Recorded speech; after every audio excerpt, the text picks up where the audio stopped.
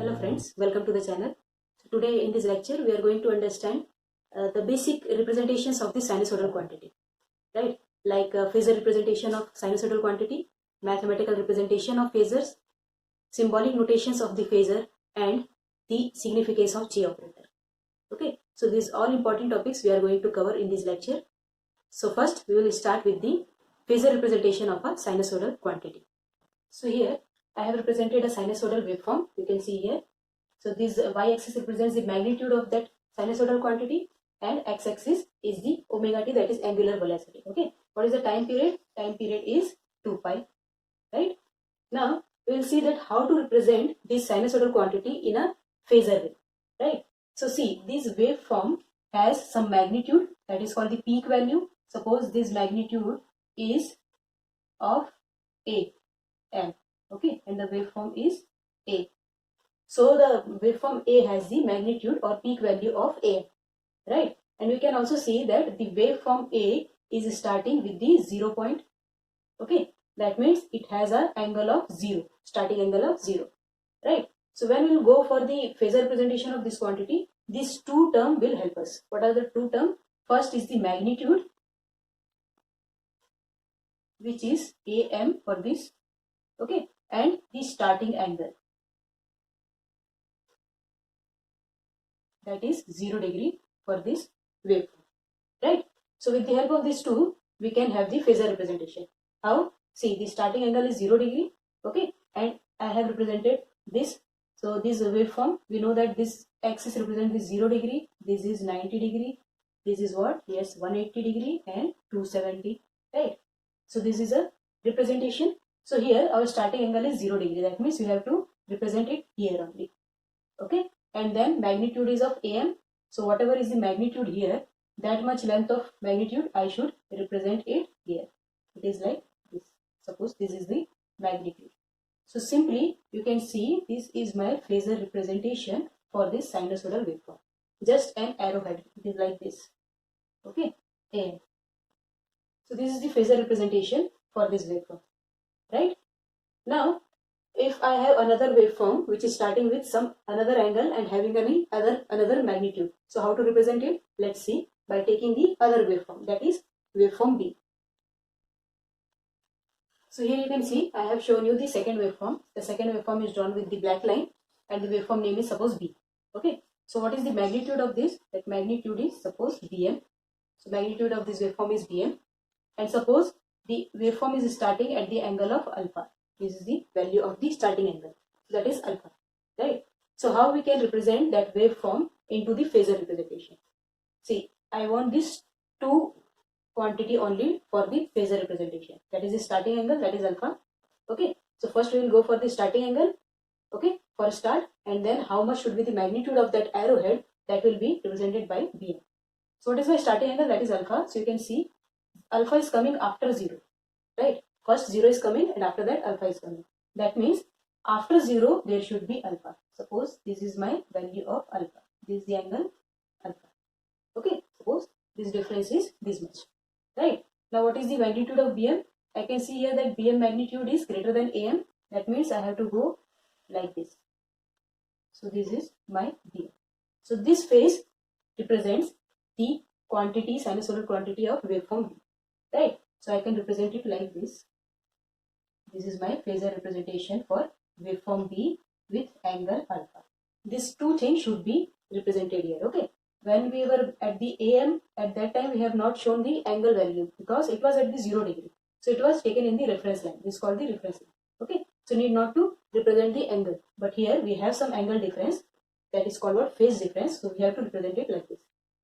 Okay, so this is the phasor representation for waveform A and waveform B. Now again, let's have one more example, okay, for another waveform. So let's see. Suppose this is my next waveform, right? So that waveform magnitude is what? Cm, and angle, suppose angle is that is beta. Okay, this angle is suppose beta, right? This is my beta angle. Okay, so this is the quantity which we need to have for the phasor representation. So how can we go for the phasor representation?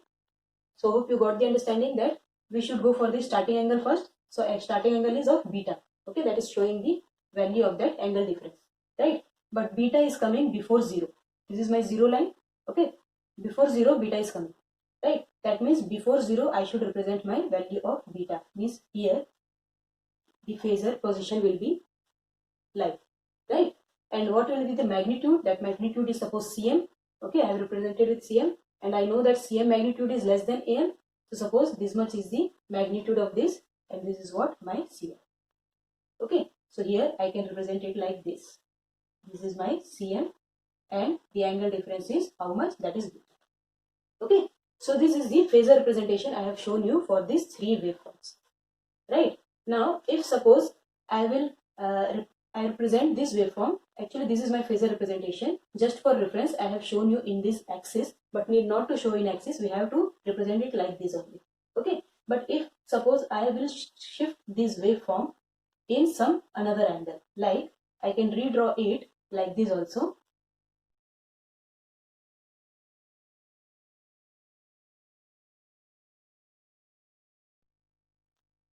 So here I can redraw it like this also. Okay, no need to give the same direction always. If I'll represent it like this, so what it is showing that both all the three waveforms are at some angles, but they have the magnitude difference where Bm has the highest magnitude, Am has the medium magnitude, and Cm has the lowest magnitude, and the phase difference between A and B is alpha, between A and C is beta, and here you can see that waveform C is leading the waveform A by angle beta, and waveform A is leading the waveform B by an angle of alpha, right? So that information is important, and in which direction you are showing the phasor representation, that is not important. Okay, now among these three, any of the one waveform you can take for your reference, and then you can redraw your waveform. Okay, first what is the important thing, that you should be able to draw the phasor representation with the help of sinusoidal quantity, and with that you should be able to draw the sinusoidal waveform with the help of this phasor representation also. Okay, so right now I am drawing the sinusoidal waveform for this phasor representation. So just see here.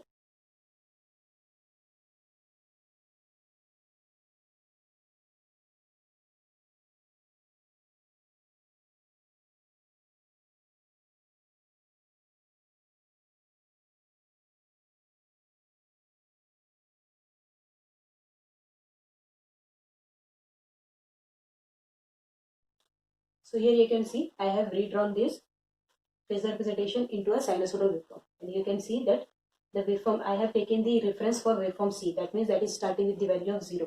Okay, so this is starting value of 0, and after that with some angle of beta. See, after lagging of beta angle, the waveform A is going to start. Waveform A is going to start, and the peak is AM, which is greater than peak value of C. Okay, and after that some value of alpha. After this, the waveform B is going to start with some higher magnitude. So that is the representation. If you see this and this both are same, just reference lines has been changed. Okay, both waveform is showing the same characteristic. So this is the actual phasor representation of any sinusoidal quantity, and this is the method where you can redraw it. Okay, now if suppose I have to mention one more waveform like this with the same angle of waveform A. Suppose it is like this. So how to go for this representation? Just this is my that quantity. Okay, this is my phasor. Suppose that phasor is waveform D. So this is my phasor D, right, with magnitude of dl. So here you can see the waveform A and waveform D. Waveform A and waveform D are in same phase. There is no phase difference between these two waveforms, but the magnitude is different. So here both are in same phase and the magnitude is different. Okay, so in this manner we can have the representation of a phasor sinusoidal quantity, right? So this is the complete explanation for this first topic. Now we will see that how to have the equation, instantaneous equation for this waveforms. So we'll take this 4 example, A, B, C, D, 4 example for that first phasor representation. Okay.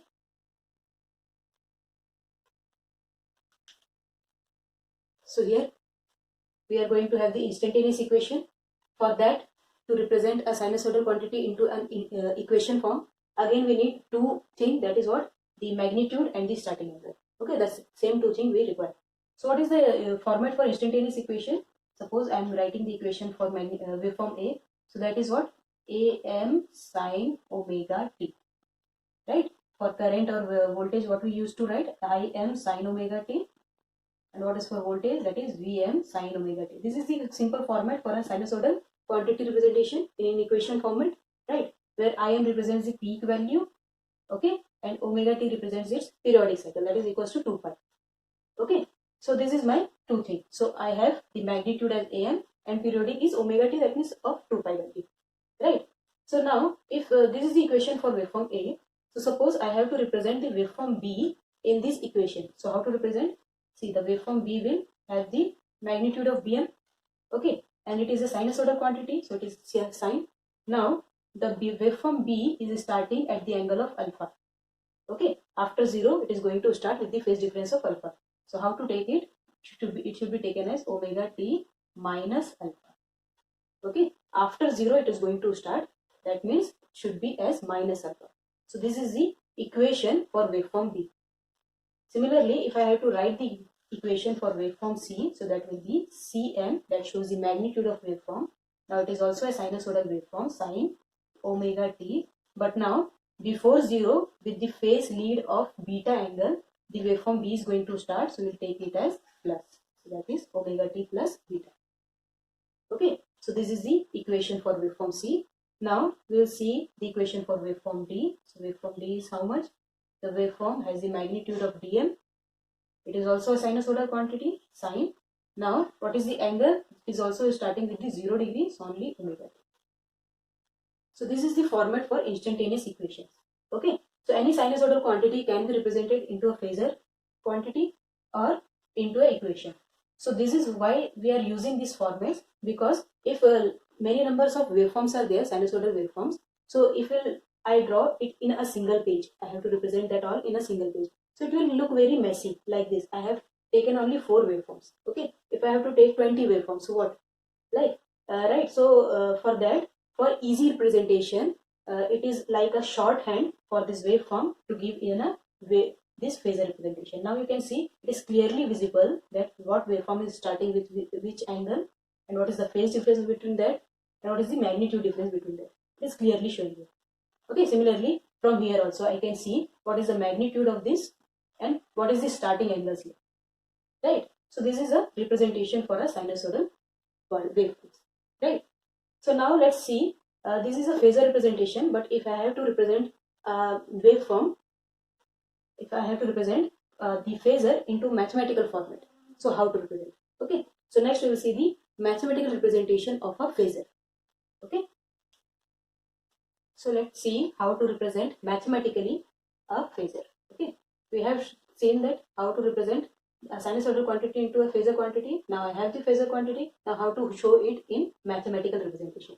So for that we have 4 ways. There are 4 ways to represent it, okay. So what are those? Let's see.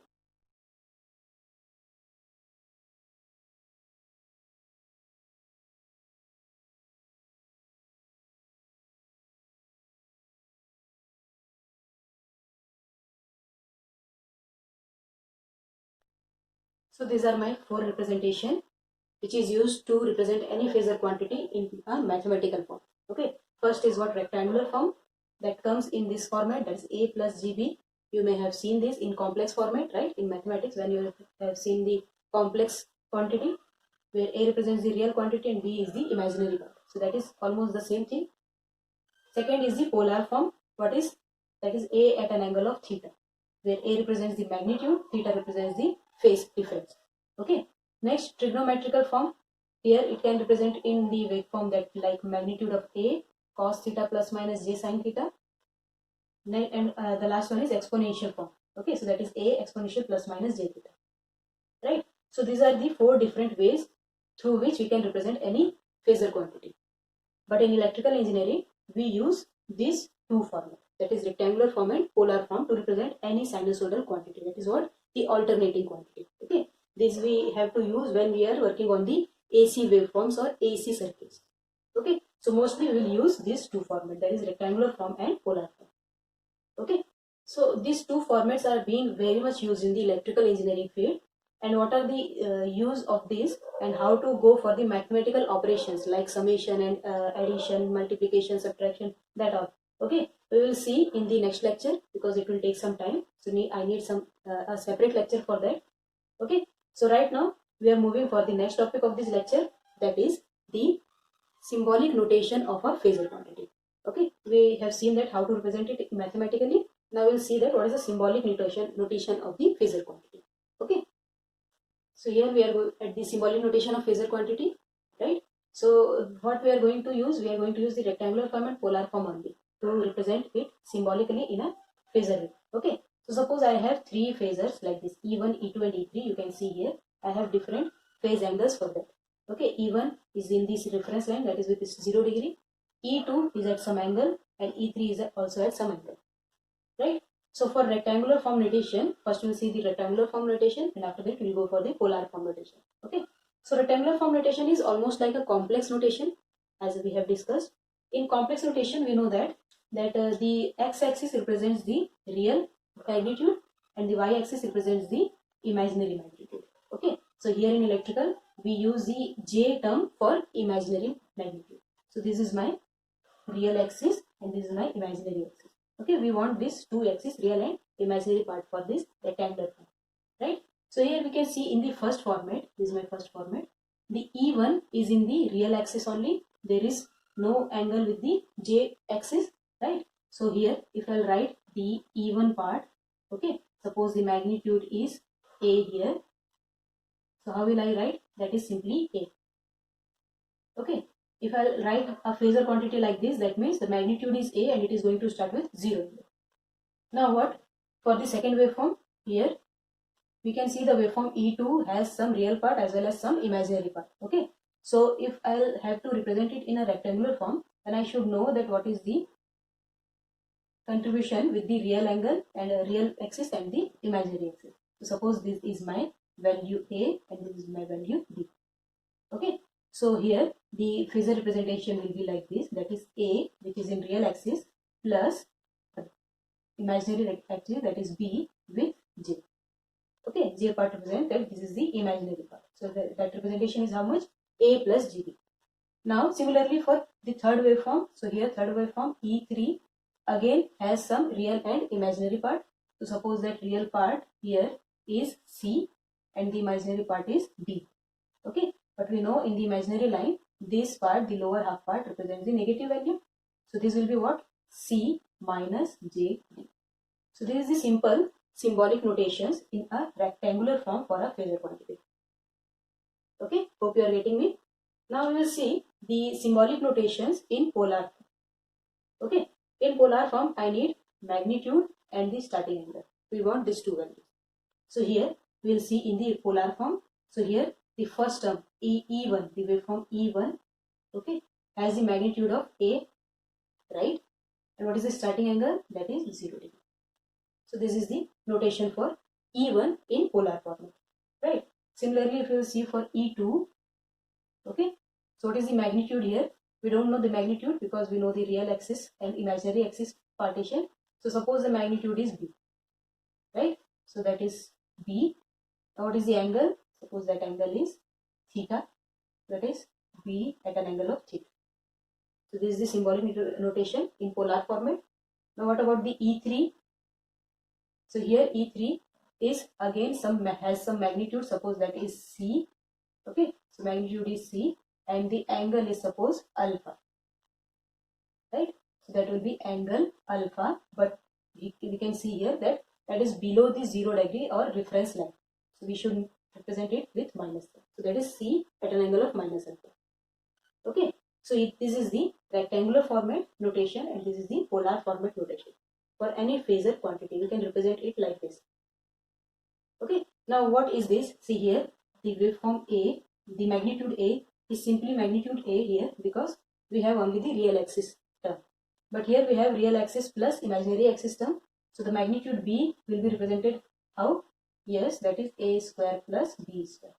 We have seen this in the school mathematics. Okay, so that is the magnitude of this, right? Now what is the angle theta? We can have the angle theta also. That will be what? That is, yes, that is tan inverse B by. So you can see if I have the quantity notation in rectangular format, I can convert it into polar format also with the help of this. Similarly, if you see here, so whatever the magnitude c here, this c, so that will be equals to under root of this c square plus d square, right? Now what is the angle here? See, angle alpha can be represented as tan inverse, yes, how much? That is d divided by c. Okay, now here this is minus value minus d, so automatically we will get the alpha as the negative value. Okay, so in this manner we can have the symbolic notation for any phasor quantity, and we have to use these two format throughout the numerical solution. Okay, so this is about the phasor representation, its mathematical representation and symbolic notation. Very important topic, and just keep remember that this all we are doing for this different sinusoidal waveform which has the same time period, that is of 2 pi. Okay, that means we can say this symbolic notation we are using for the same frequency waveforms. Okay, if wave frequency is getting changed, then the notation will be somewhat different. Okay, so we have to use this format for the simple same frequency notation. And mostly when we are working on electrical engineering field, then at that time we always have the same frequency, that is what, 50 hertz frequency. We are getting the supply of 50 hertz. Okay, so we have to work on the same frequency. That's why this all has been defined for the same frequency waveforms, right? So this is about this. Now the last thing is what? That is the importance of the significance of the J operator. What is J operator? This we have seen this here. Okay, this is the J operator. Now what is the significance of this J operator? We will see after this. So now we are at the significance of J operator. What is J operator? J operator is being used in the rectangular form notation. We don't use it in polar form notation, right? So when we are going for a rectangular form notation, we should have the J value. So here I am representing it in the axis formats. The x-axis represents what? Yes, that is real value, and the y-axis represents the imaginary value, which we use to represent with J term in electrical engineering. There is nothing but the same term that is represented in mathematics term with I, that is called what? Iota. Both are same. Okay, almost mathematically both are same. But there is some significance of this J in electrical term, and what is that? We will see just now. Now you may have doubt that why we ever used I in mathematics and J in electrical engineering. Because in electrical engineering, we used to represent I for current. Right? We use I notation for current representation. So if we'll use I here also, so you may have confusion that when we are using I for rectangular format and when to represent any current of the branch or wherever. Right? So that's why to differentiate that confusion, we are using J term for this imaginary axis. Now what is I? We know in mathematics that this value is nothing but equals to under root minus 1. Okay. So what will be the square term of this? That is square of this value. So that we are getting at minus 1. Now what is cube format? So if you see, that means we are getting the cube of this term, or we can say that is coming as minus j. Okay. Now what is j to the power 4? So if you see, we are getting it as how much? Yes, that is equals to how much? That is equals to plus 1. So this is the values what we have seen for iota also. That is true for j term also. Now here we can have one more term, that is j to the power 5. So that will be what? That will be equals to j only. Okay, that will be equals to this term only. Now we can have one more term, that is 1 by j, which will be used in the electrical numericals when we are going to have the series of parallel combination. So what is 1 by j? That is minus j. Okay, so we have to remember this all. Now what is the significance of J operator? We have to see that actual significance. Actually what? If I represent J means that is the imaginary part in mathematical term, but in electrical term we don't have any imaginary part kind of thing. Okay. If I am representing J term, that means that is lying in the y-axis, not in the x-axis. Okay. That means what? That if some value is here in x-axis and some value is here in y-axis. So what is the electrical difference, or we can say that is phase difference, that is of 90 degree. Right? If suppose I have term A here and term B here. So I can say that the quantity A and quantity B has the 90 degree of phase shift. Right? So this J term, this J operator represents this 90 degree of phase shift. Okay. If I'll write some value as 10. This is a real term. Okay, 10 value is the real term. That means we know that 10 value will lie somewhere here in this axis and the angle is 0 degree. But if we'll write J10 means what? J10 means it will lie here in y-axis, right? That means this will have the 90 degree of phase shift. So we can represent it like 10 with an angle of 90 degree. So this is the significance of the J operator. Okay, if you write like this means 10 at an angle of 0 degree. Okay, so that means what? The J operator gives the phase shift of 90 degree. If I add J term with any of the quantity, means it has been shifted with 90 degree in anti-clockwise direction, right? So it gives the phase difference of 90 degree. J term. Okay. What is the similar thing? What is the value for J square? That will be equals to, yes, 180 degree. If we are talking about J cube, that is 270 degree. J4 means 360 degree, or we can say it as 0 degree.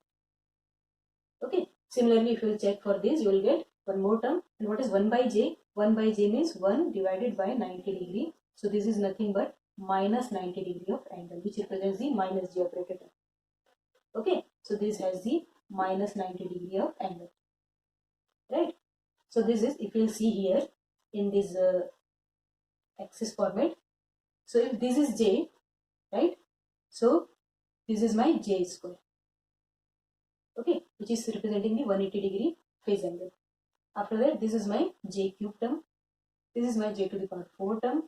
This is my J to the power 5 term, and so on. Right? So this is the representation in a axis format. So this is the significance that whenever I'll apply J term to any quantity, it will give me the 90 degree of phase shift.